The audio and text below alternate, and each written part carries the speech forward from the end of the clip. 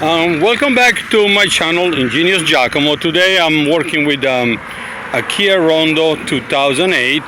Great thing about this car, beside the body damage you see, I did check the Carfax, was just scrapes. You know, somebody put Bondo, they never painted.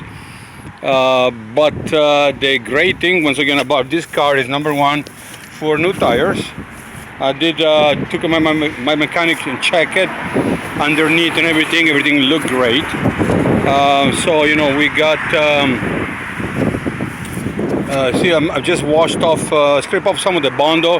Was never really done properly. I'm gonna touch it up with paint until I have the money to fix it. Now, great thing about this car, like I said, the interior is perfectly clean. I mean, that's only 53,000 miles was a great thing on it. 52 something. Everything runs good. It's just an oxygen sensor. I already ordered on eBay. See, look at the interior. I mean, like I say, tires are perfect. I checked the brakes, I checked the oil, everything checked out okay. So I bought it. It was only 2,000 bucks for a 2008 with 53,000 mile.